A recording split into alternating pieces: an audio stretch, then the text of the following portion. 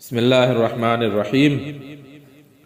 رسائل و مسائل سیریز میں ایک اور سوال اور اس کے جواب کے ساتھ آپ کی خدمت میں پھر حاضر ہیں۔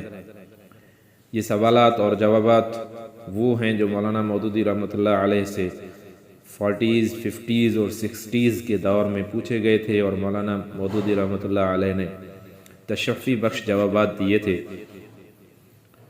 ان سوالات کو جو کہ بہت ہی انفارمیٹو اور مذہبی لحاظ سے بہت ہی آسانی پیدا کرنے والے ہیں سوالات اور جوابات۔ ان سوالات اور جوابات کو سننے کے لیے ہمارے چینل کو سبسکرائب کریں۔ اس چینل کے تھرو آپ مختلف ٹاپکس پہ مولانا مودودی رحمۃ اللہ علیہ کا اوپینین قرآن اور سنت کی روشنی میں سن سکتے ہیں۔ آج کے سوال کا جو ٹاپک ہے وہ ہے نمازوں کی بروقت ادائیگی کی مشکلات۔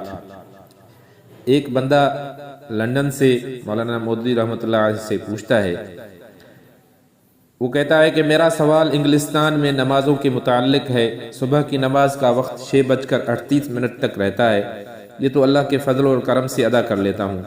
ظہر کے لیے مشکل سے وقت ملتا ہے، 12:30 بجے سے لے کر 1:30 تک کھانے کے لیے وقت ملتا ہے۔ اسی 1 گھنٹے میں کلاس سے میز تک آنے جانے میں بھی وقت لگتا ہے، اور اس میں وضو اور نماز کے لیے بھی وقت نکالتا ہوں، لیکن بہت ہی دقت ہوتی ہے۔ عصر کے لیے سرے سے وقت ملتا ہی نہیں، کیونکہ فرصت 4:30 بجے ہوتی ہے، اور 4:30 بجے سے 5 بجے تک ناشتہ ہوتا ہے، اور 4:48 پر مغرب ہو جاتی ہے۔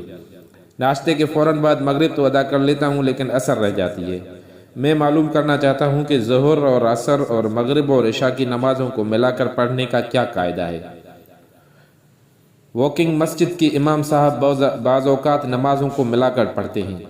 یہاں ہم 12 طلبہ آئے ہوئے ہیں، جن میں سے مجھ سمیت کل 5 لڑکے ایسے ہیں جو دین کا لحاظ رکھنا ضروری سمجھتے ہیں، اور بقیہ ایسے ہیں کہ ہم کو طرح طرح سے بے وقوف بناتے ہیں۔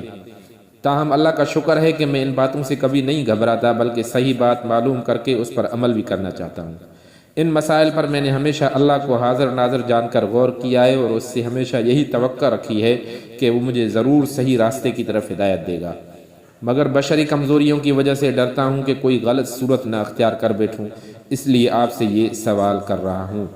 یہ تھا سوال، اور مولانا مودودی رحمۃ اللہ علیہ جواب میں فرماتے ہیں کہ نماز کے بارے میں جن مشکلات کا آپ نے ذکر کیا ہے، اس کا حل یہ ہے کہ ظہر کی نماز میں اگر سنتیں ادا کرنے کا وقت نہ مل سکے تو صرف فرض پڑھ لیا کریں، اور عصر کے لیے وقت ملنے کی اگر کوئی صورت ممکن نہ ہو تو مغرب کے ساتھ قضا پڑھ لیا کریں۔ 2 وقت کی نمازوں کو ملا کر پڑھنے میں کے معاملے میں اختلاف ہے۔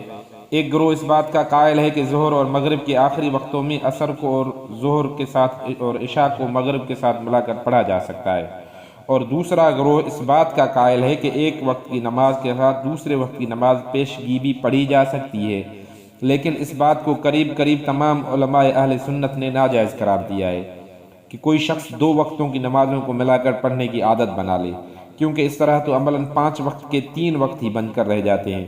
لہذا آپ اس سے تو پرہیز کریں، البتہ جب کبھی عصر کی نماز پڑھنا ممکن نہ ہو اسے قضا پڑھ لیا کریں۔ مجھے افسوس ہے کہ ہماری حکومت جن کو لوگوں کو تعلیم اور تربیت کے لیے باہر بھیجتی ہے، ان کی مذہبی ضروریات کے لیے کوئی اہتمام نہیں کرتی۔ اگر سرکاری طور پر اس کی فکر کی جاتی تو انگلستان میں ہمارے طلباء کے لیے حلال غذا کا بھی اہتمام اور انتظام ہو سکتا تھا، اور نمازوں کے لیے بھی ان کو وقت دلوایا جا سکتا تھا۔ ترجمان الکرام، دسمبر 1950۔